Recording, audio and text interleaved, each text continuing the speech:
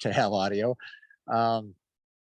And we've got a great weather condition right here right now. So we're going to time this perfectly. In between every raindrop, we're going to zig and zag and not get rained on. So we're going to just make this work best we can. So matter of fact, well, let me grab it. I'll grab somebody. We're on. Audio's good. Okay, I'm getting the thumbs up that the audio is good to go. So that's okay. Well, I'll just chat and visit with everybody for a minute while we get started. It's 4 o'clock, right? We're close. I always get kind of bugged on starting things on time, and so what time is it? 3:59. Okay, so unofficially, we're just still okay. But I don't know. I have a thing about starting stuff, and well, welcome everybody. Glad you all made it, and welcome to my backyard. And this is my backyard. This is my office. This is my therapy area.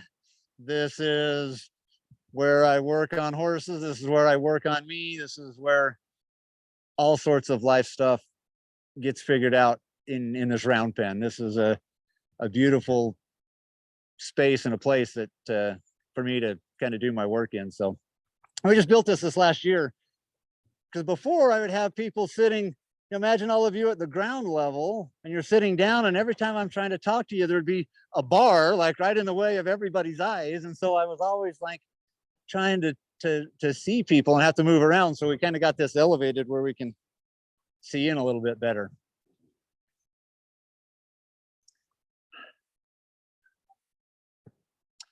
So a couple of just kind of housekeeping items, things that we need to know. One for sure that I want everybody to know is that you are totally safe sitting up there, and that should you get up and move around, I know all of you would be very conscious of your feet and where you're walking, and we would all stay up there. Is everybody hearing what I'm saying? And we will all agree to stay up there. You'll have a different experience if you come down here without it working correctly. So I love it. Everybody can stay up there. The other little housekeeping item is I am totally deaf in my right ear, and I'm 52 years old. So my left ear only works about 48% anymore, is kind of how I'm averaging that. I figure if I make 100 and I can hear a little bit, then that'll be okay. So what that means is when I'm asking or talking, and if somebody has a question or something, and you say something, I can't tell which direction or where it comes from. So I might be looking at Melody and hearing somebody's voice. I'm like, wow, she is like a ventriloquist. Like our mouth is not even moving. And then, it's Raylyn or somebody clear over here. And I'm like, yeah. It's the strangest thing, but I can't, my brain can't orient where sounds come from. So, and I think partly my brain is just turning off a lot of sounds because it's like way too complicated to try to figure out where things are coming from when it can't. And so it just starts shutting things off. And so I have to attentively put my attention on you to hear you. Does that make sense? So what I do when I'm confused and I don't know who's talking is I'll stand like this with my hand, and I'm like, oh, you're talking. Okay, got you right here. So if you see that happening, that's what that is me trying to figure out who's talking. And so, that's how that'll work. Today we're going to be talking about some horses. You guys come on in. Yeah. Grab seats wherever you can. You kind of got them. Perfect. We got just a few more people coming in. Today we're going to be talking a lot about stories and the power of our stories. And then I'm going to talk about the science behind our stories. And I want to talk about Mother Nature and our stories. Here's a great quote or great statement that I've really enjoyed once I kind of found it and figured it out is one, horses don't lie, and science is proven truth. So when I check everything against those two models in my life, that's a great, I can't think of the word, but it's like a baseline, or that's a reference that I can check and refer to. What does science say? What does Mother Nature say? Right? So Mother Nature is the horse, and Cuz, as handsome as he, hi, that's Cuz. Cuz couldn't lie to you if his life depended on it. One thing about Cuz is he's 100% authentic and real in every moment that he's in. Does that make sense? He is an animal. And Cuz doesn't have a prefrontal cortex where he can think or reason. He can't do, if this, then that type scenarios. I love it when my clients are maybe hanging out and talking with their horse, and they tell their horse, well, if you're a good boy for West, when he's here, we'll get some extra grain tonight. Right? That horse has no idea of good behavior, bad behavior, extra grain, or no grain. He just looks in the bucket. If there's grain in there, great, I'll eat it. If there's not, there's not. Right? But us humans, we like to evaluate, we like to process things, we label things, we talk about things. Our prefrontal cortex is where we do all of this thinking, this engagement. And so we, on the other hand, unlike Cuz, we can totally lie. We can bullshit ourselves, we can bullshit our friends, we can bullshit our family, we can lay it out as thick and as far and as long. We're good at that. That's what our prefrontal cortex does. That make sense? So one of the biggest differences between horses and humans that we're going to explore deeply today is that horses have experiences. People tell stories about their experiences. That make sense? Cuz isn't going to lie about anything. He's just going to reflect what he feels like in the given moment. He's just a horse, and he's just operating off of what things feel like. What environment is he in? What pressure is he under? Where's his escape routes? Where's his safety? That's all he's just evaluating.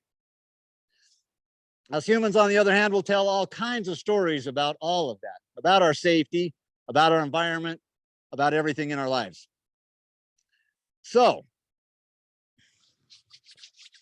trying to think where I want to get started. One thing I do want to also let you guys know is there's no script or check boxes or an agenda that I'm going through out here today. This is just get started, and we just see where things kind of flow and go to. That way, all of you are very pleased with what I said, because nobody knows what the hell I'm supposed to say. That makes sense? You cannot be disappointed in what you hear me say today, because none of you have any idea what I'm supposed to say or what we're supposed to do or anything like that. And that makes me feel very good and successful too, because like I just got to show up and do my thing and it'll be perfect. Does that make sense? Yes, Cami Sue. Oh, yes, thank you. Okay, yes, yes. So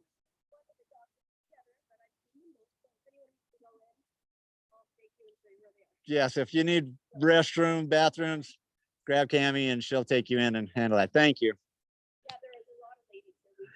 I know. Okay.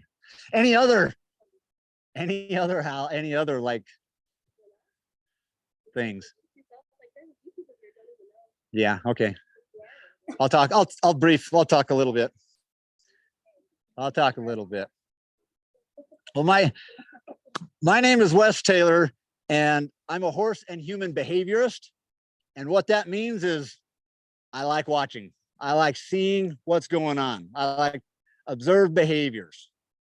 How do people sit? How do they walk? What does that couple look like walking through Walmart? Are they, a little tense? Are they feeling lovey-dovey? Or what's going on? Or watch that little kid and look, he wants mom to talk to him, but mom's ignoring him, and I watch all those little behaviors. They mean a lot to me as far as what's going on neurochemically on the inside. And I've learned that from watching horses for 13 years, watching their every move. It took me a while to get to where I was watching their every move, because for a long time I had my agenda and we were doing things my way. And I learned a lot of really super cool, valuable life lessons that way. One that we love to use at the ranch all the time is don't let the red stuff out of your body. Really hard to put it back in. I learned that by trying to do things my way. Another great quote that we have at the ranch that we learned by doing things my way is pain is a great teacher. So I've learned lots of awesome things. I'm not saying they were all from a book or easy, but I've learned lots of awesome life principles hanging out with these wild horses for the last 10, 12 years and studying their behavior.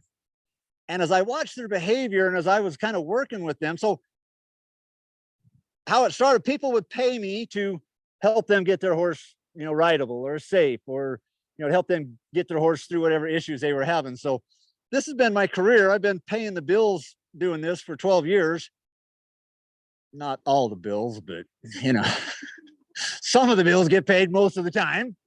There's times they don't all get paid. So, but as I was working with all these horses, and the further I got into the science and understanding scientifically how they operated, which was a big shift for me, and that just happened in the last, I'd say, 8 years.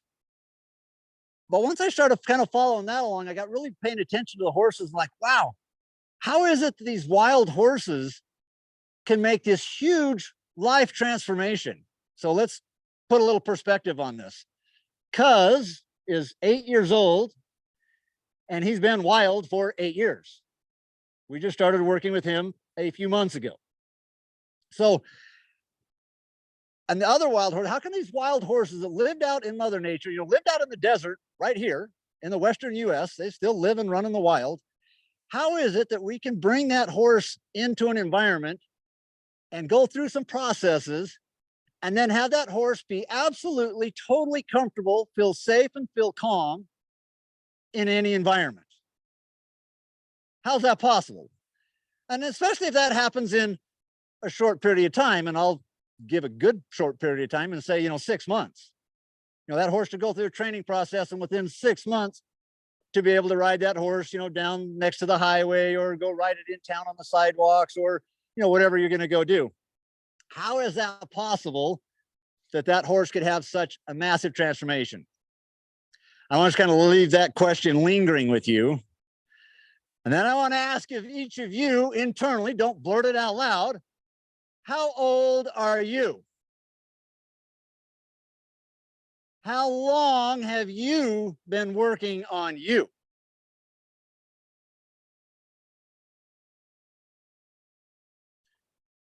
How is it that this horse can go through a transformation of going from its once safe environment into a new environment that nothing is safe, everything is a threat? How is it that that horse can find safety? How can it make that transformation? How is that possible? And then I want to ask you, how old are you and how long have you been doing this? And how safe do you feel in every environment? How confident do you feel about yourself in every environment? How safe do you feel with every other person that you're ever around?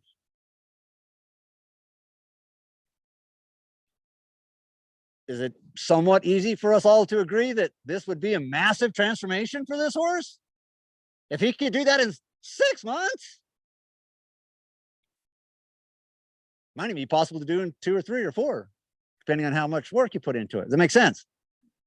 So I just want to kind of get the pendulum swinging here on what I'm talking about when I say this horse is making a massive transformation. I want you to have some perspective on your own life of what's possible. And then I want to share a story with you on how fast and how possible this can be for each of us. And many of us have gone through our life processes. I'm sure all of you are different people than you were 10 years ago. Is that fair to say? We all feel like I'm different than I was 10 years ago, for sure.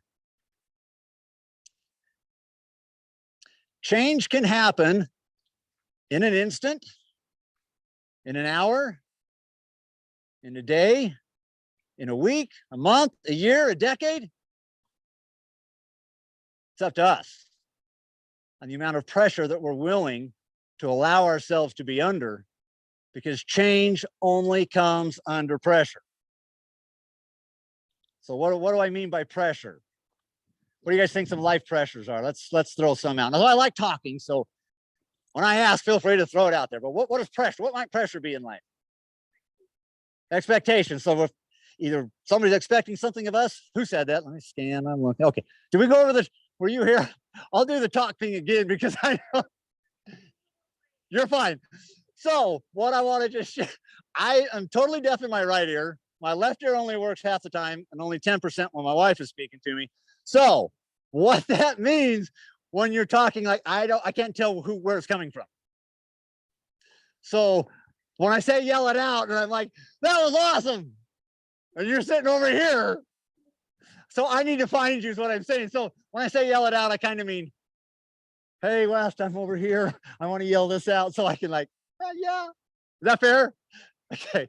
It helps me from not feeling so embarrassed. Because I used to not tell anybody that because I was embarrassed that I couldn't hear very good. And why do I want to tell people I can't hear? That'd be embarrassing. Well, right now, I frankly just don't give a shit anymore. I'm trying to just give less shits about things, and that's one of them. It's what people think. So I just want to be comfortable. So I can't hear. I got to make eye contact and like get on you and be like, Lacey, I got eye locked on you. Speak to me. I got you. But if I don't have that, I might think somebody else is talking. So yes, expectations. What else might pressure be in life?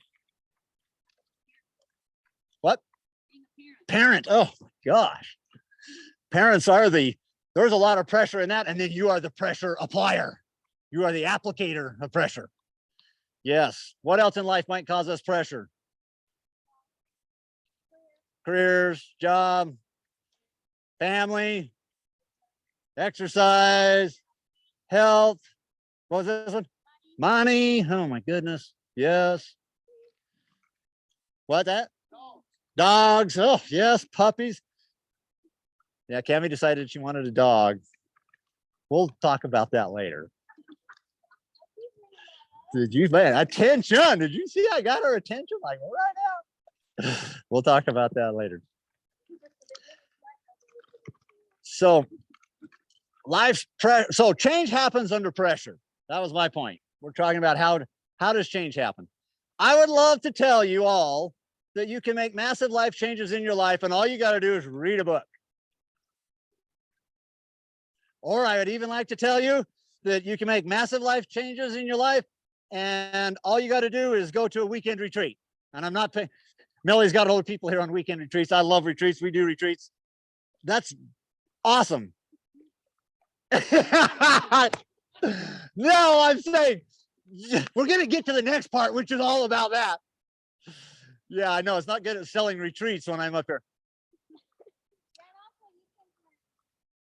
The what? Yes, I've been to your program. I've been through it 1.5 times. Change comes under pressure, through struggle, in an experience. That's as simple as I can put it. Now, we'll make it complicated. We'll talk about it for the next hour. But if that's the gold nugget and that's all you wanted was the gold nugget, you got it. Make that into something and go transform your life. That's the gold nugget. But we'll spend the next 1.5 hours trying to make that make sense. So change comes under pressure, through struggle, in an experience. So we got Cuz here to hang out and teach us. He's going to show us this, but I want to share a couple of life experiences where I experienced change and transformation really, really fast in a short period of time, minutes. So I was working with a horse. This was about 9 years ago, I'd say, about 9. And so I was working with this horse. My neighbor brought me this horse. They're like, hey, Wes, can you just work with this horse a little bit? Just kind of take the edge off. I need to go gather cows on the weekend. And I want this horse to, be able to go gather cows. Code, what he was saying was, I don't want to look like a dumbass in front of my cowboy friends. Can you make this horse be good? That was code. I didn't know that at the time because I didn't have very many experiences, but I was getting some. So he brings me this horse and he's like, yeah, she's fine.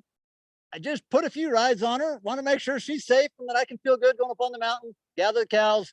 That'd be great. I'm like, sure, okay. So I bring this horse to my place. We get in the round pen like this, but at the ranch, and we're in the round pen, and I'm tinkering around with this horse. We get her saddled up. I actually spend a few days just kind of exploring this horse. I'm new at working with horses at this point, right? This was 9 years ago, so I'm 3 years in.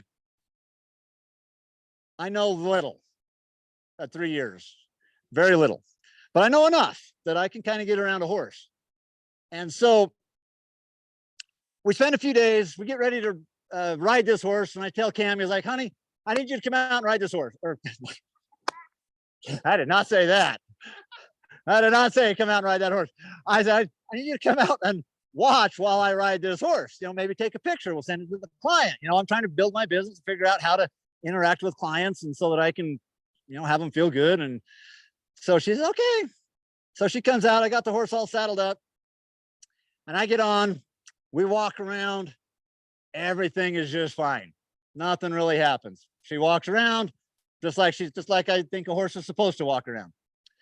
So then I'm like, well, all right, let's put this under a little bit more pressure, right? You can't go gather cows on the mountain, let her walk. Like, what if you got to trot? You know, what if you need to go somewhere kind of faster? You got to be able to, you know, walk, trot, run.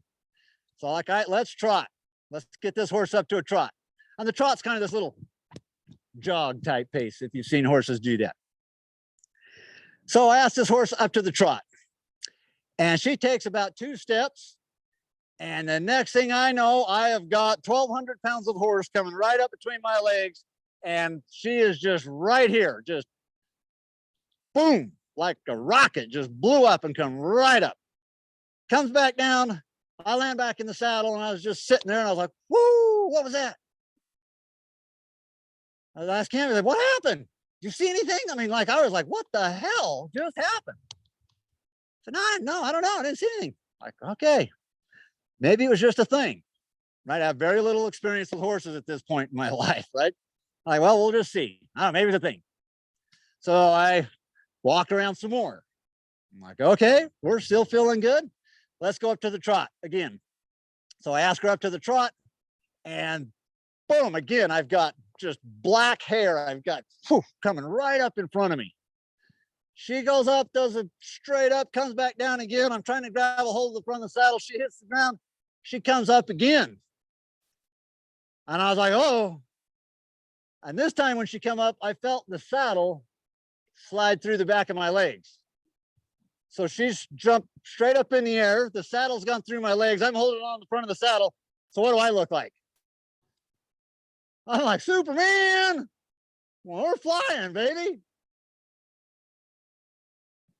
She comes back down, lands on her back feet, comes down, front feet hit the ground, her head goes, swings underneath, right? She comes down, building up again. And so when she goes down and bends over, and I'm holding on to the front of the saddle, what am I now doing? Well, now I'm doing Superman this way, right? Because it's kind of rolled like that. And so it's pulling me forward.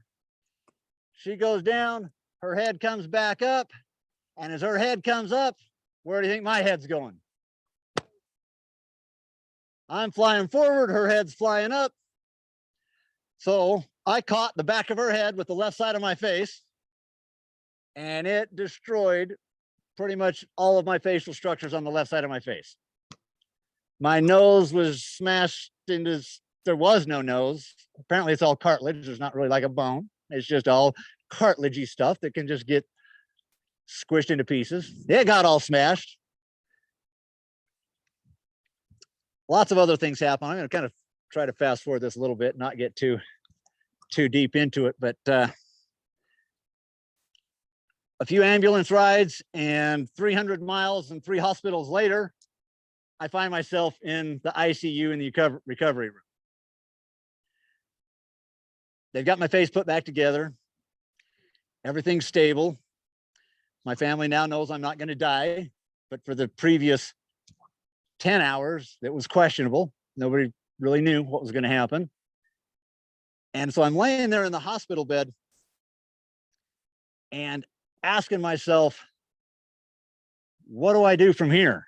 Now what?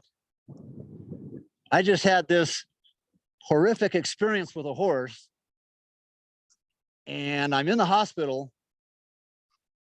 scared everybody in my life to pieces. What am I going to do now? I'm laying there in that hospital bed. I'd had a few questions kind of roll into my mind. And one thing that I heard very clearly laying there in that hospital bed was, Wes, the story you tell yourself about this experience will forever change your life. That's it. The story you tell yourself about this experience will forever change your life. I'm laying there alone in the hospital, equipment beeping and clicking, and it's quiet. And I'm hearing this go through my mind. And I'm like, the story I tell myself, what could that be? What do you mean?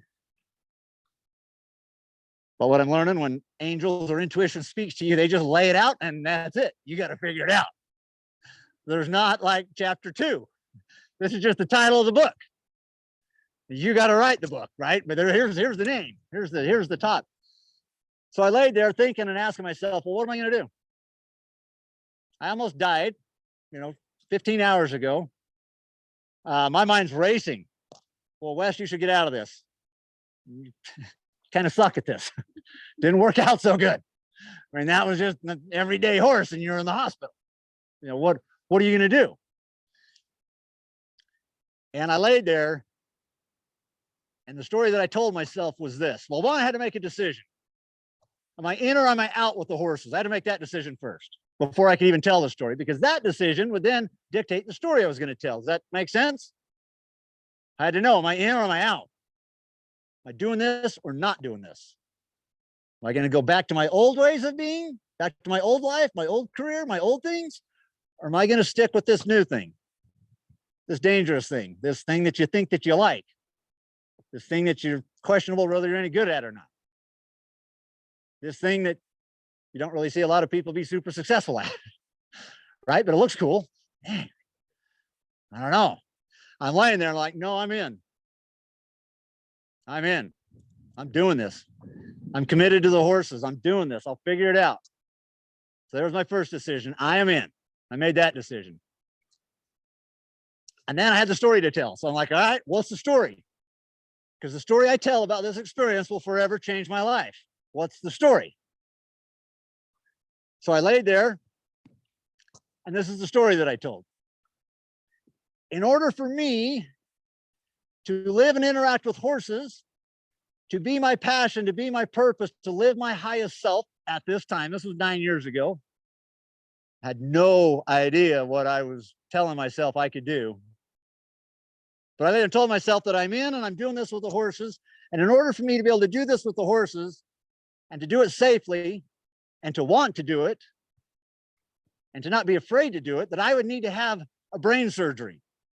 I would need to have a brain surgery that would open up my intuition. I would need a brain surgery that would open me up to people so I could connect with people, that I could speak with people. I would need a brain surgery that would allow me to let all of me shine through. I would need a brain surgery to help me with my confidence.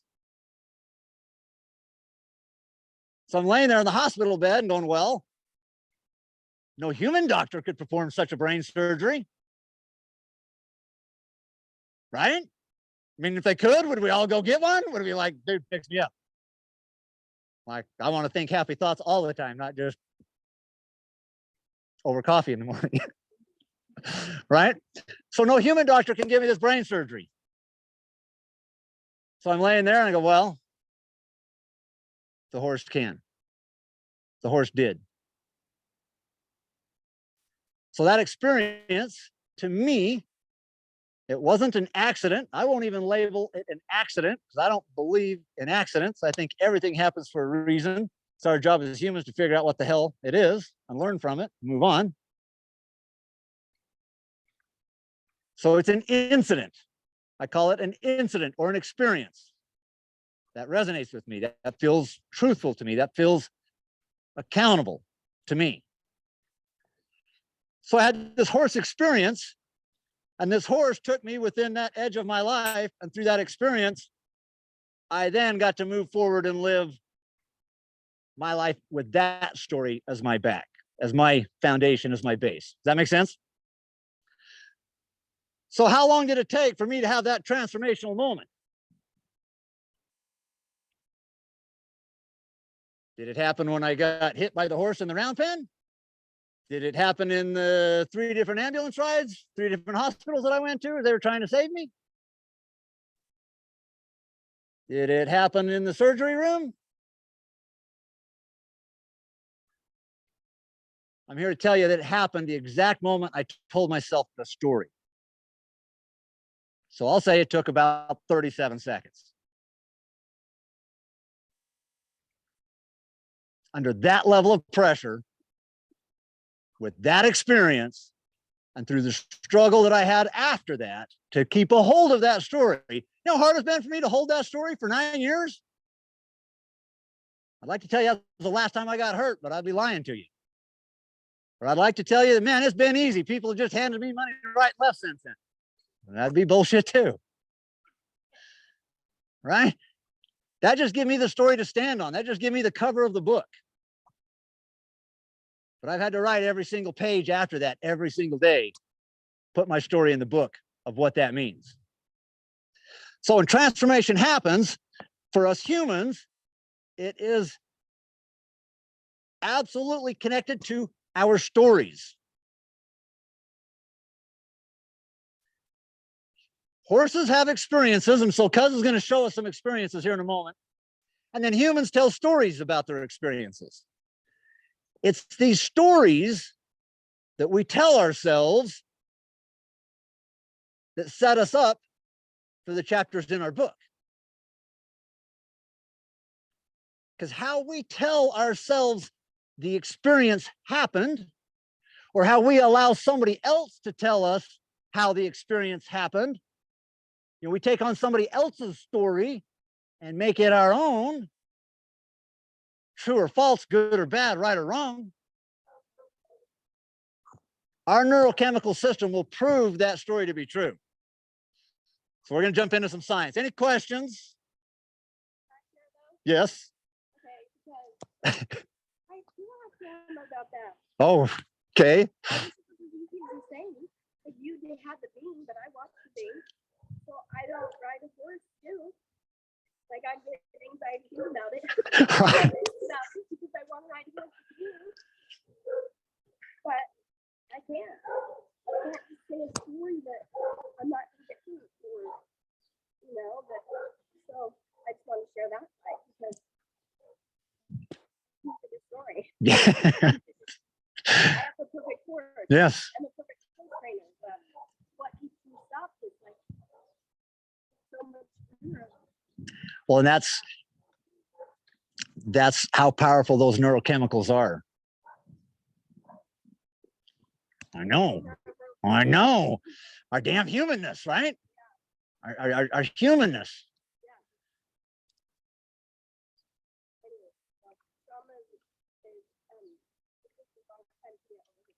Yes, trauma. I'm learning, and I had my neuroscience friend that helped me figure out the science with the horses. He's a human neuroscientist, and I remember him telling me a number of years ago. He's like, West, trauma takes a lot longer. It takes a lot longer to undo trauma than it does to just have a fresh experience and work yourself through that fresh experience. I was talking to him about horses, but I now can relate it to humans. But what he told me about horses was that it might take 100 good experiences for a horse to let go a little bit of a bad experience, you know, something that was traumatizing.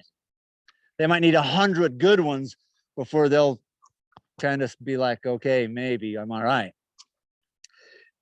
Overlay that onto humans, and I might say we might need 1,000 good ones because we tell stories. Or the more we can get a hold of those stories, might shorten that down. So let's talk a little bit between experiences, what we're going to see Cuz here in a moment. Y'all want to see Cuz. I know I've talked long enough. Let's get on with the show already, right? It's like, come on. So Cuz, his autonomic system, his fight-flight system works the same as yours. Do you guys know that you have a fight-flight system? Okay. And this fight flight system, you might look at it or think of it to yourself like, oh, my flight system is what will save me if I'm being chased by a tiger, right? Like, okay, if I run into a tiger at Walmart, I think I'll kick into my instinctive behaviors and I will go, that's a tiger, I should run, right? That's us at a very core instinctive level. I want y'all to tune into your very subconscious, the very softest levels that you fight or that you fight. Now, with Cammie and I, we use us for examples all the time, so we're good with this, right, baby? Okay, I got the buy-in. Did you hear that? I got her agree. If we're having a conversation with the intensity that I close the door when I leave the room, can be fight or flight. Does that make sense? You guys familiar with the door closing? Do you all know what that's like? That door can close very softly and like you don't even want the lock to tick when it closes. You're like, how? Or you can just pull the door hinges right off when you close it. Right? Our fight flight. We can be all over the place with it. When we're in fight flight mode, we're influenced by cortisol and adrenaline. I'm going to keep things super simple because I'm a cowboy and I'm not a real scientist, but I use scientific terms and I've learned a lot about these things through the horse. Is that fair enough? We have lots of neurochemicals in our body, and I'm only going to stick with probably about 4 that we'll talk about today. Cortisol and adrenaline. What do you know about cortisol? Stress. Enough said. Cortisol, stress, worry. So if you're stressed and worried, you've got cortisol going through your system. Adrenaline. What does adrenaline do for us? Kind of get us moving. Might get us moving, right? We got to have some adrenaline, get things cranking. If I got a tiger chasing me at Walmart, I'm going to activate some adrenaline release and I'm going to run. Right? I'm going to need some adrenaline to make that happen. And then we've got so that's our sympathetic nervous system, fight, flight. Then we've got parasympathetic, which is rest, relax. We'll keep it simple with that. What is our parasympathetic system like? Fight, flight lives in sympathetic. Parasympathetic is rest, relax. So parasympathetic is when we're more calm. We're maybe hanging out. Some dude's backyard in Utah. He's talking about horses. I hope you're parasympathetic. But later I'm going to call on one of you to come out and do a demo out here with me. There's your cortisol. Okay? I just won't tell which one of you it is until the very end, so you all can worry the same until then. You're not really coming out here. There's dopamine. Okay, our parasympathetic is dopamine and serotonin. Dopamine is nicknamed the I want to do it again drug. Serotonin balances our emotions. Humans have a lot of emotions. Horses have a few. Keep things simple. We're going to call our emotions fear, safety. Is that? We've got lots more in between because we're human and we tell stories and we can make shit up and we can blend all kinds of stuff together. We're going to make our own cocktails. So we're going to get with Cuz, and I'm going to have Cuz show you his fight, flight, and his rest, relax, his parasympathetic, cortisol and adrenaline, and some dopamine and serotonin. Fair enough? Now, Cuz can't think, right? Can Cuz like process a thought? He's just being his best self. He's just like, I'm going to stand here and be my best horse. Nobody's asking me anything. Nobody's telling me nothing. I'm happy if I can just stand, breathe oxygen, and just breathe. I'm good. All right, we got it. He's an animal. Our prefrontal cortex does all of our thinking. Just a minute. So, Cuz, I mean, he watched me put these tarps down, right? Like if I walk on here, did I fall to my death? Not yet. What about over here? No, I didn't fall there. What about here? No, here. See, so he's watching, right? Would you all agree that it would be totally safe for Cuz to stand here? Like, right? Because I can tell you this. You guys just watched me walk around on this. I'm telling you, there's just dirt underneath here. There's no trick. There's no magic. There's nothing. This is totally safe. So if Cuz could think and evaluate, he would kind of watch all that and check it out. And he'd be like, okay, no big deal. It's a tarp on the ground. What's the problem? But Cuz can't do that. All Cuz can do is feel. What do I feel like? And he's got two options for that: fear or safety. That makes sense? Do I feel fearful? Sympathetic, fight, flight. Do I feel safe? Rest, relax, parasympathetic, dopamine, serotonin. So I'm going to ask Cuz to come over here, and then I want you guys to tell me, what do you think he feels like? Now I've got the blue barrels here just to kind of direct him off the fence a little bit so that he's not like right underneath you, so that everybody can kind of see. So we'll just send him over here. Let's see what.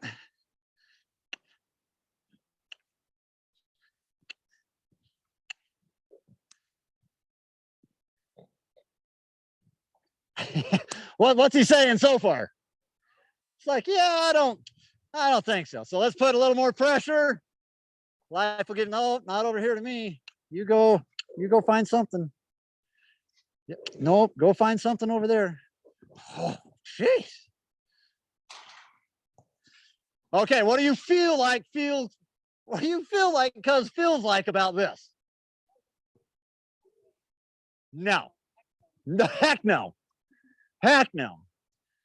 All right, I got a question for all of you. What's one thing in your life that you feel the same about? Oh, heck no. What's your oh, heck no? Think about it. What's the thing in your life that you're like, oh, heck no? Not dealing with that. Not going to do that. You got some ideas? Nod your head if you got like kind of a thought. She's like, yes, and I don't want to, I don't even want to, But I got it. I know what it is. You know what it is? Everybody got kind of a thing? I want you to imagine, because you can, because you're human, you got this prefrontal cortex, you can tell crazy ass stories. So I want you to imagine this is that oh heck no thing. You with me? And Cuz is your autonomic system. You are Cuz. I am life. This is the circle of life. Here's an experience with the thing that's your oh heck no, and then this is you. Y'all with me? Life will always be putting pressure on you. One thing I'm learning, that Cami and I are learning, is we're not going to get through life without pressure, but we can get through life learning how to deal with pressure. The better we can manage pressure, the better our life feels to be. The less we manage pressure, then the more confusing. All right, so let's take a look at all of you guys. Here's your thing. I'm life, I'm pressure. Here's the circle of life. So we can look at this as a day or a week or a month or a year or a decade. This circle, right? Does that make sense? All right. All right, Cuz, tell me what all these people are thinking about their stuff. What are they thinking about their stuff? Oh, they want to avoid their stuff. Well, what if life sends us this way, Cuz? What about their stuff? Oh, show me their stuff. Show me their stuff. Oh, whew. Let's look at it again, Cuz. Let's go look at it again. No, go deal with the stuff.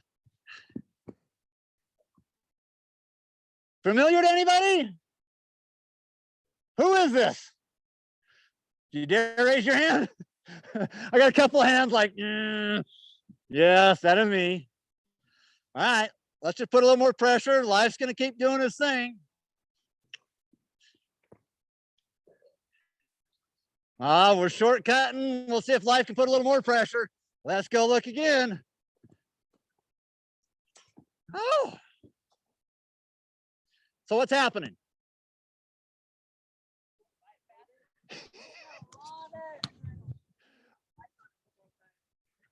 Adrenaline, and what else? Oh, a little closer with the more pressure. He got closer, but he also got faster, right? Got more worried, more cortisol, more adrenaline, right? So does this feel like a life pattern? Feel like somewhere where we've been?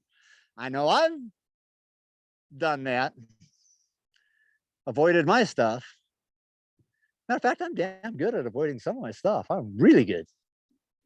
Really good. So could you feel the cortisol and adrenaline? So when we're in fight flight mode, we're stressed, we're in the sympathetic nervous system, our body's doing a lot of things. The main thing that our body's going to do is turn our stomach off.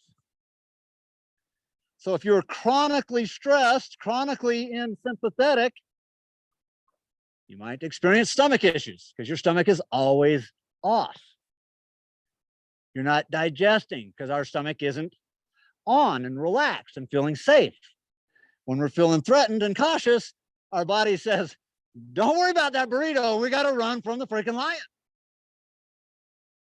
Let's not digest food. Let's crank up cortisol and adrenaline. Let's keep running and going and running and going. Our heart rate increases. Our breathing gets short and shallow. Could you guys hear, cuz? Yeah, you hear some of the breaths he had? Our breathing will get short and shallow. Heart rate increases. And for cuz, his head's going to get higher. He's going to get more stressed because he's up here wanting to see the horizon. He's like, how the hell do I get out of here? That's what he wants to know. Now, to get cuz to check some of this stuff out, or to get you to take a look at your stuff, we got to change your story about the stuff. Because if I still called the horse thing an accident, and that I had a terrible horse that did this bad, mean thing to me, I doubt I would be standing here. Because I'd be blaming the horse and blaming the guy, blaming something else or somebody else. So we're going to ask you to come up and take a look at your stuff. But what I want you to tell you about making change about your stuff, when you can do it calmly, when you can have enough pressure to get you to look at it, but when you can slow things down enough that you can feel what you feel like. Cuz wasn't feeling his body too much. He was just gone because he was already triggered. You guys familiar with the term being triggered? Or you're upregulated, you can't come out of it. So we're going to send Cuz back over here, but this time we're going to slow his autonomic system down. We're going to get him more into the parasympathetic, the rest, relax, and get the dopamine working for him so he can have the I want to do it again drug and feel safe. When we can start getting safety involved by slowing things down, and we call it the pause button, hitting pause. Can I slow things down? So we'll bring Cuz up and take a look. What I want you to watch Cuz to do, as he gets closer, and I'm going to have less pressure, I'm wanting to see him lower his head, because when his head is down, he's engaged with what's going on. Head up, he's out and gone. His breathing will change. You'll see him take a big breath. What you'll see mostly that I want you to watch for, you'll see his mouth lick and chew is what we call it. Cami loves it when I do this part because she's kind of embarrassed. Oh, good, you're going in the house. You're going to see Cuz do that. What does that mean? Besides, you're glad you're not doing that. It's me. I even did that on camera. Licking and chewing, baby. When the horse licks and chews, he's going through a little chemical transition. He's licking and chewing because his salivatory glands got turned on. His salivatory glands got turned on because his stomach got turned back on.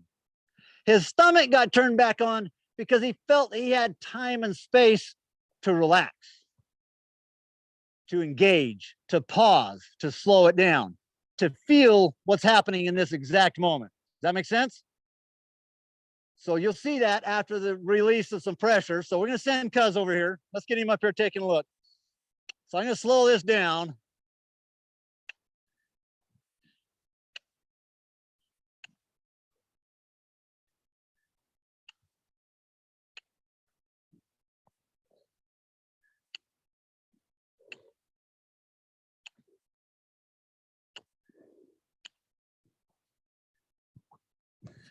Okay, watch his head here.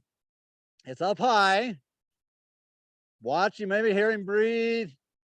Head come down. I want you to watch for him to lick and chew. That's going to be his autonomic system saying, I'm trying to figure things out. I'm trying to slow down a little bit. I'm trying to find safety. Head down, he's trying to find safety. Whoa, see how he's having an experience.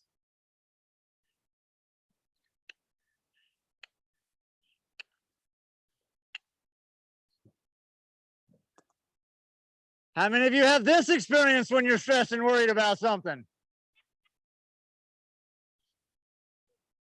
You should see me for, never mind. Let's just keep watching. See how high up his head is. Oh, what's happening? So that's because his autonomic system saying, hang on a second. I feel like something's happening here.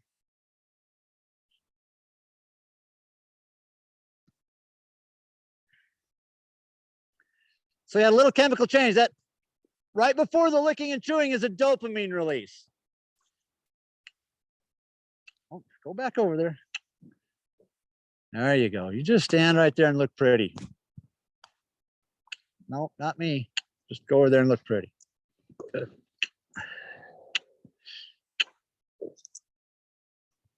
There we go. Let's just stand right there.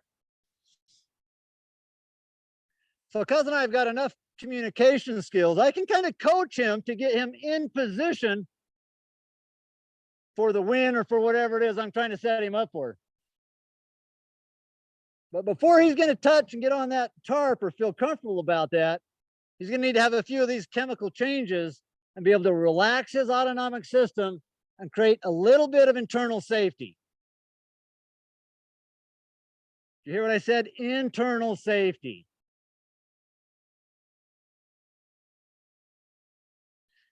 When we can create internal safety, we can take it with us. But when we believe our safety depends on the environment or depends on the people that we're around, now you're trying to control everything. Good freaking luck. There's a lot of shit out there to control. You're going to be busy. You got your whole lifetime to do it too. Internal safety. So having him slow down. Nope. Oh boy. You just touched it. We're going to hang out right here a minute. I want him to put his nose down and touch it.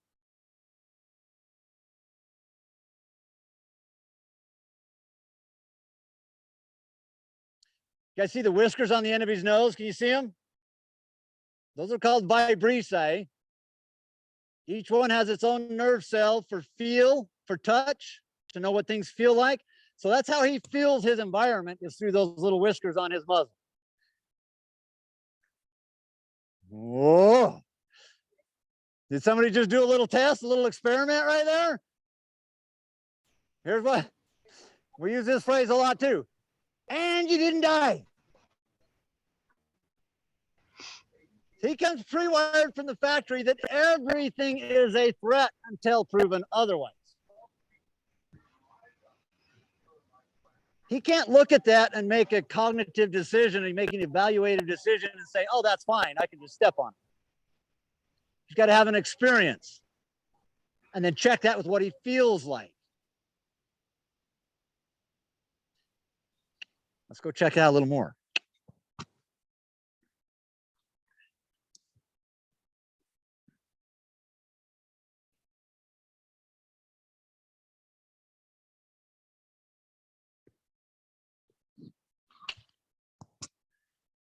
Each time he looks at me, I'm just telling him, I'm not the answer. Trying to get him to figure out my puzzle piece. When he figures out what I'm asking, which is for him to touch that tarp, or if he'll put a foot on it, we'll have a bigger release. But that's what I wanted right there. What did he just do?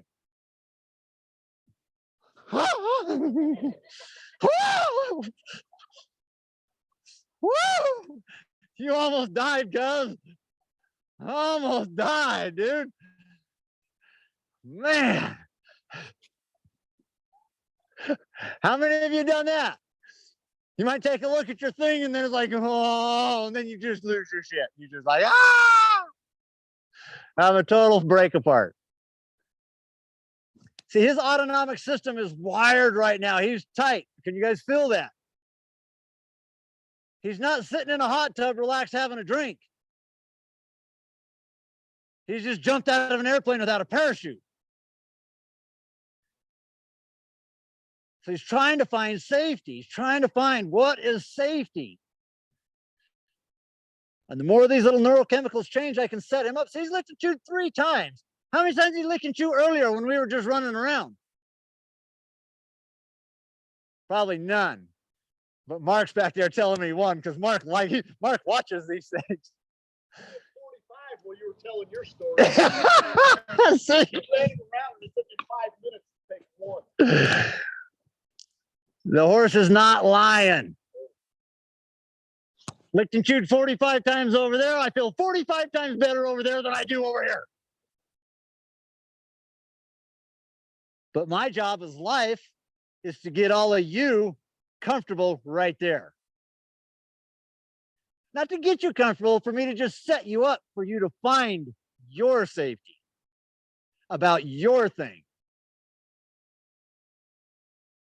That's all life's putting us under pressure for, to figure ourselves out. How do I find safety internal? All right, cuz you didn't die last time. Oh boy. No, that's not going to work over there. Pressure. There you go. Come back to the tarp right there. It's not me though. Go look at the tarp.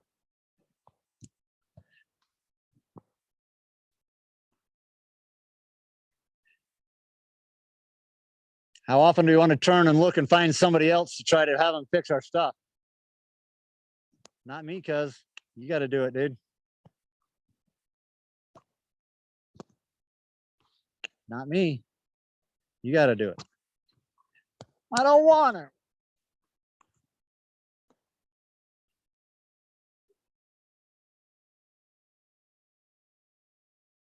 The lower his head, the more attentive he is to the thing. You guys heard the quote, where your attention goes, your energy flows?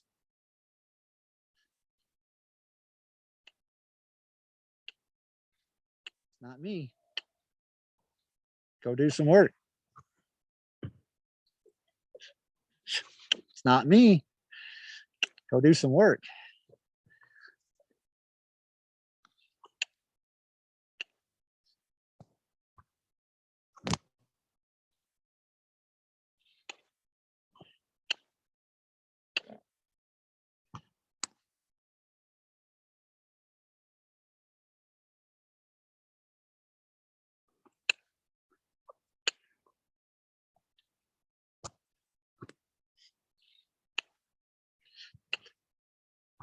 Can you tell when his attention is on it and when it's off of it?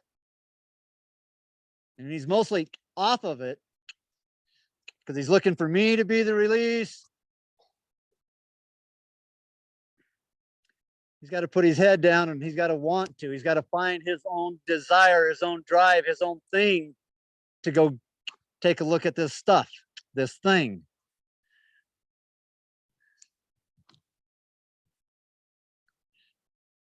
So this is where us humans tell stories, right? Cuz is right in the middle of this experience. He's just feeling what he feels like right now, his stress levels. He's still stressed, but the more of this we can have happen, this licking and chewing, and the lower he can put his head down. I know he's not going to get on there until his head can go down there. He's touched it once. Or if he does go on there, he'll just run across.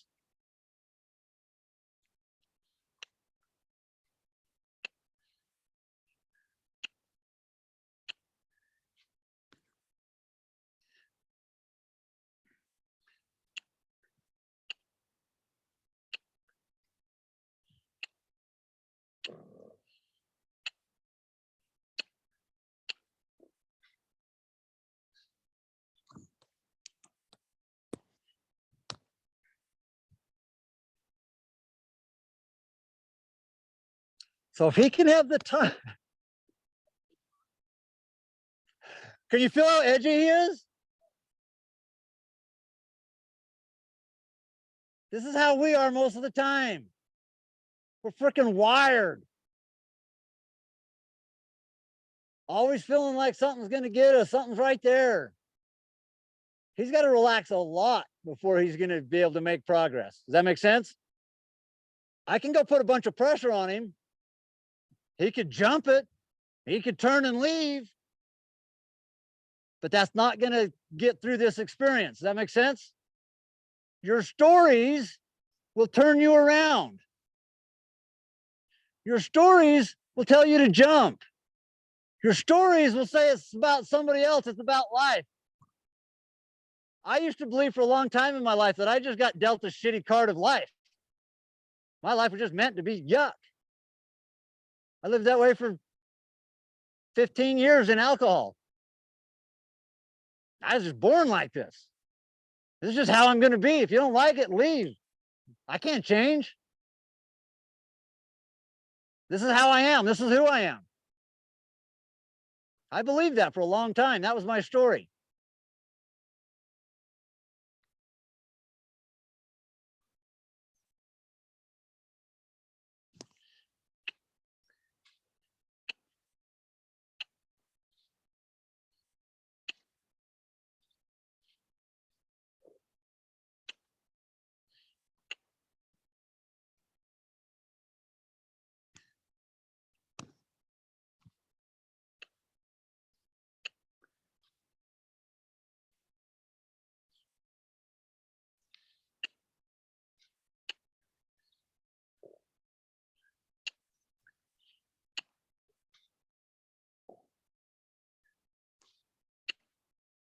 Life's going to put a little more pressure here. You're right here at this thing. You're right on it.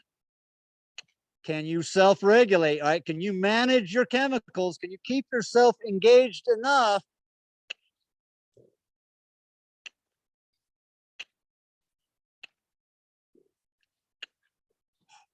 There was a story.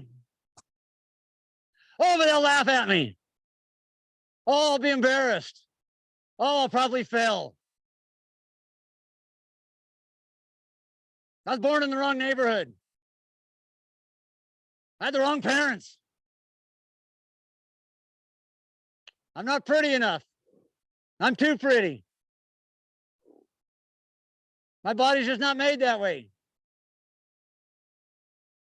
It's in my DNA. See how those stories, man, that turned you right away.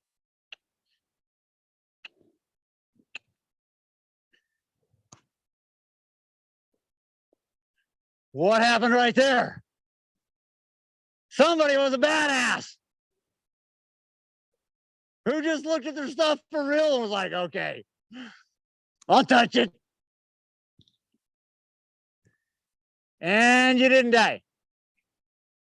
Almost though. But he's still wired, right? All right, cuz let's check this out again. You didn't die 2 times now. Cats have 9 lives. I don't know how many you got, bud, but so how life can build all the pressure. Hang on, just pause a minute, cuz. Pause. I want to talk. Pause.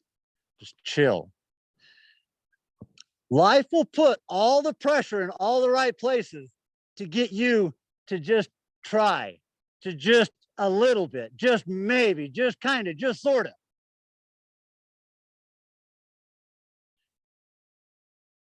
What you guys don't know is that I'm standing energetically in the exact spot and putting pressure on Cuz in all the places to get him to move forward in that space.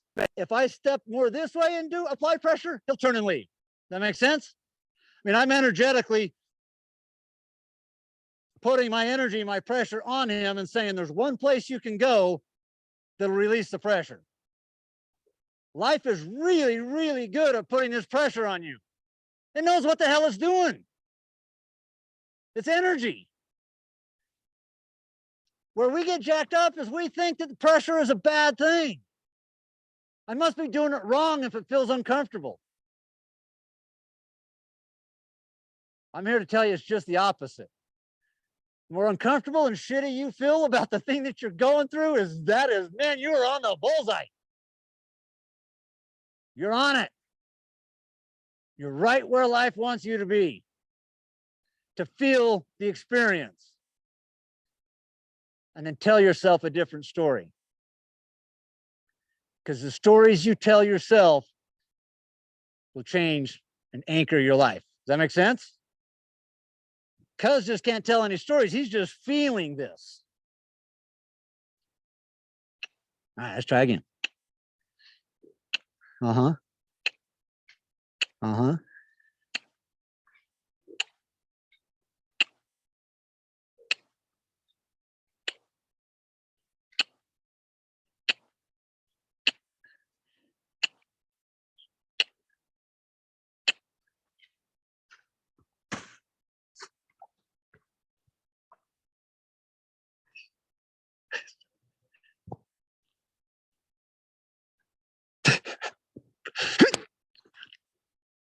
What did he do? Well, I'm waiting for him to lick and chew. He's like, I want him to have I want to do it again drug. If that big experiment, that big experience, he just risked his life. It felt like he was jumping off a cliff. And then that experience can feel good.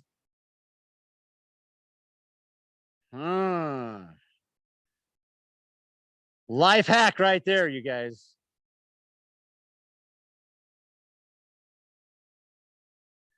What if we could feel good doing the scariest damn thing that's got us just petrified?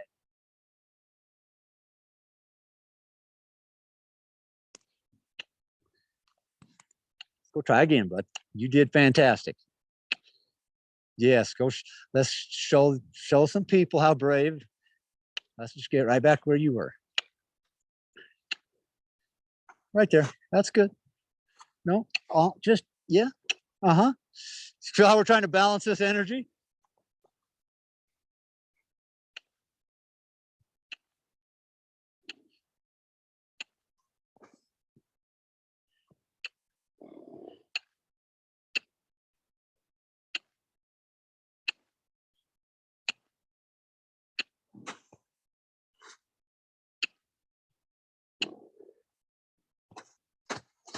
All right, we're going to take that. There we go.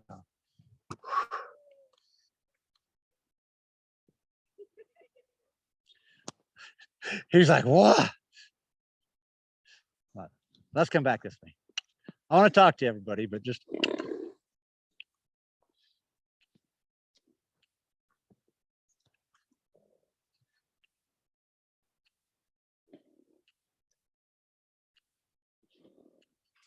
Back over that. There you go, right there. Just hang out right there. All right, what did you guys see him do on that side? What happened?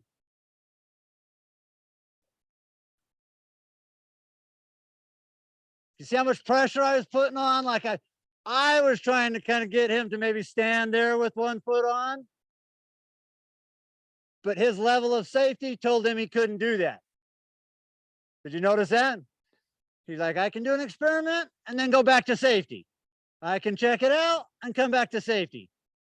And then I asked for more and he's like, I can do that and let me just get to safety. And went to the other side. But he just had an experience. And he didn't die. But he felt like it, full of cortisol, full of adrenaline right there through that. So we're going to bring him back over and just do some little steps. But what does this mean to you? What are you seeing?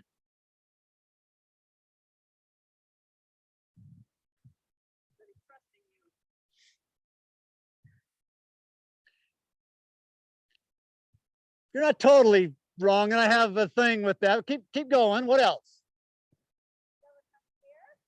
Yes. Where are we at, Raylene? I heard your voice, but I don't. There you are. I heard your voice. I know who that is. He just had an experience with neurochemicals of cortisol and adrenaline. We describe it as fear. That's our story. Those are our words. So what I want to say is he doesn't We experience fear and trust by our human definition of the word. He's having a neurochemical experience. End of story. So him trusting me, no. Him finding safety within, starting. Does that say the same thing-ish? All right, cuz let's take another lap around the planet.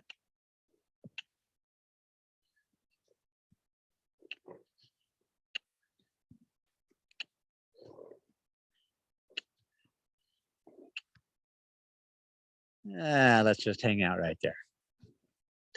Questions?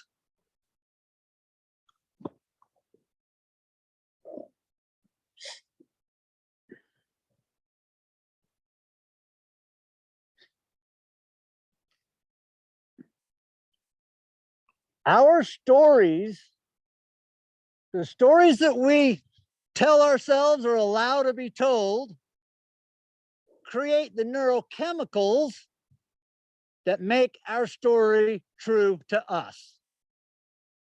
Does that make sense? He's having a neurochemical experience. We tell stories about our neurochemical experience. So our stories might blame somebody else, might blame ourselves, might blame the environment. He's just having a neurochemical experience. No stories, no discussion. So the stories that we tell ourselves create our neurochemistry. How many of you, want to ask you to find what's that thing in your life? How many of you started thinking about it and you felt yourself kind of on the inside like, oh yeah, I know that thing. Our stories will create our neurochemicals. How many of you believe something to be true to find out it wasn't true later? And you're like, oh, damn. I sure called that guy a bunch of names for a long time. And then it wasn't even him. Huh. I was pissed off and mad and upset at a guy for 6 months. Does that make sense? That our stories create our chemistry. As you get to manage your stories, control the narrative, you're controlling your neurochemistry. And when you can control your neurochemistry, that's where the changes start to happen. Because without controlling your story, you're still running around out here not engaging with this. Does that make sense? Had we not changed Cuz's experience, he would still be out here moving around. If you don't change your story, your same thing will be true forever.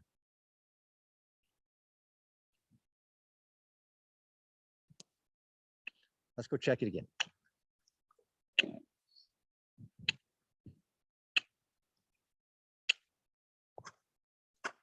Woo, much better that time as far as speed, right? So what is Mother Nature and science telling you about you and your stuff? Louder. Face it. Only if you want to do something about it. But if you want it to do something about you, do what Cuz was doing earlier. I got things in my life that I still know I'm out there. And then I got other things in my life, man, I am in it. Like, I'm gonna stand here, I'm gonna own this. I've been working with him for like the last few weeks on being attentive to me, like pay attention, pay attention, pay attention. Hey dude, pay attention, to relax, pay attention. He won't take his eyes off me. That's why the whole other time I'm like, no, it's not me. He's like, but the answer's been you for the last 3 weeks. I'm like, well, today's different. So yeah, he is like, he probably won't take his eyes off me because we've been working on, because where your attention goes, your energy flows. I need him attentive to me so we can relax and chill out. If he's attentive to the barrel and the fence and to 27 other people up here, he's going to be sky high, crank full of cortisol and adrenaline, and I'm not going to have any communication skills with him.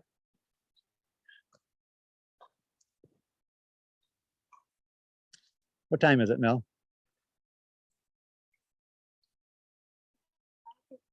5:13. Okay. Let's have some discussions here. Let me bring him around the other side though. Go around the other way here, because oh yeah, you're doing great.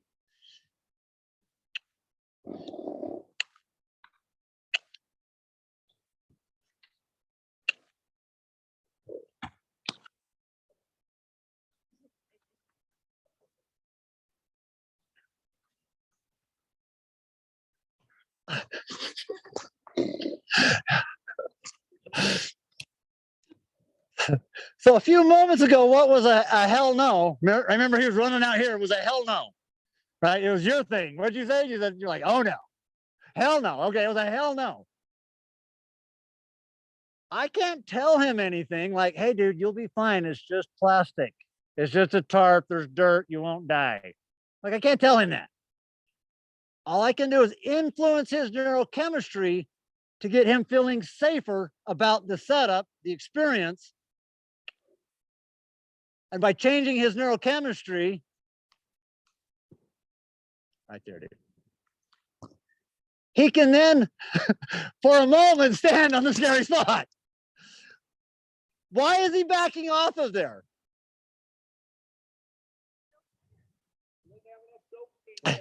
He's not relaxed enough to stand there, but like he backed up and licked and chewed right there. See how he licked and chewed when he got back there?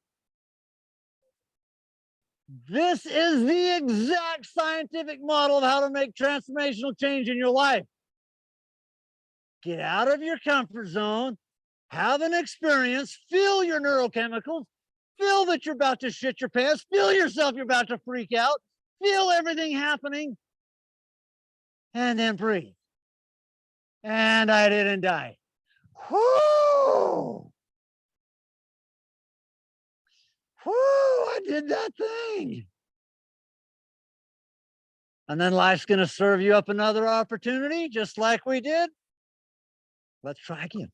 Let's try another opportunity.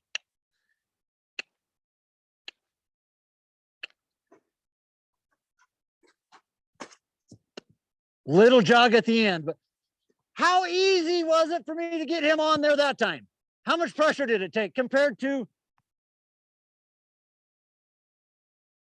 So what is science and nature teaching you about your thing?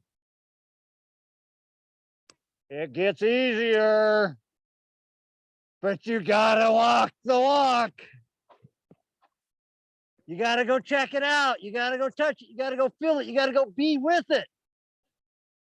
Stop right here and be with it. See, I didn't die. We're totally fine, dude. He's like, dude, it's past dinner time. That's all. Does that make sense? I mean, I'm just trying to relay what I'm learning from science and nature. Does it make sense to you?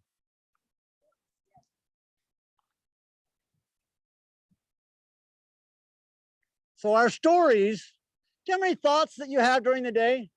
On average, science guys figured this out, not me. How many? Too many is the correct answer. Yeah, 70 and 80,000 thoughts a day. You know what kind of superhero you got to be to keep your shit lined up through 70,000 interruptions? That's what you need to be. Because all of those thoughts is what'll keep you from the thing. This might be your dream. This might be a good thing. It doesn't have to, it's not always a bad thing. Maybe you want to train horses and talk to people. You guys are knowing hell I would speak in public 10 years, 15 years ago. No way. Now I want you to put me in a stadium with 25,000 people. I'm like, hell yeah, I'll do it. I got a horse. If I can have a horse be my co-speaker, I'm on. Let's do it. Yeah. So it's our stories that will turn us around or deny us, keep us out here, or it's our stories that'll get us walking this line. Does that make sense? We got to pause and slow it down and feel it. We're so conditioned as humans to do just what Cuz did. Remember at first, he's like, hell no, I ain't feeling that, but I'll run. I'll wear myself out. I'll work really hard. I'll get all sweaty, but no, I ain't going to do that. Or our humanists will tell us, okay, well, if I got to do that, it'll be better over there. Let's just, okay, I did it. I should be all fixed now, right? Everything's good. I did it. I went through the thing. Science and nature will tell you that's enough for right now. You're right where you're supposed to be. Feels like you're going to throw up. Feels like you're going to be embarrassed. Feels like you're going to be humiliated. Feels like you're not good enough. Yep, life wants you right there. Feel that. And then take a big breath. And you didn't die. Whew. Ah. And then take another big breath. Life wants you right here, being uncomfortable, in the struggle, and then owning it and telling your story. Because what can happen when you get to that point, and we almost, you're getting Cuz to stand here and relax and lick and chew and just get his head to drop. That's what Mother Nature and science will teach us about us. Go get in the middle of it and chill the hell out. That's it. Go get in the middle of it and relax. Own it. Be okay with it. Be embarrassed by it. Call it names, whatever. Stay there as long as you can and then back up to safety. Let your neurochemicals change. Go back to relax. Then the next time life gives you a little bump, you'll be like, well, hell, I know I can do 2 steps. Probably could do 3. Whoo, okay. That's it. It's in this pause. It's in this going slow is where the change happens. Our stories just zing us to the other side or turn us around. That's what the horses have taught me.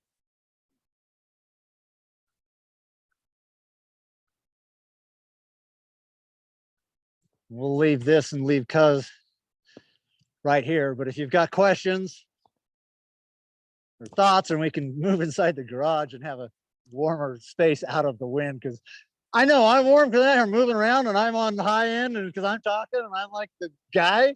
So I'm not cold at all, but I imagine you guys might be a little chilly. Cammy always reminds me of that. I'm like, oh no, I was fine. So you couldn't hear their teeth rattling? No, didn't even notice. Didn't even notice. But let's just move in the garage for a minute. Here's what I would love. If you feel so inclined, I would love to hear what the horse taught you about you. I know what I said. I know what I saw. What I don't know is what you saw and what you heard. That make sense? We'll just go in there. It's a little warmer.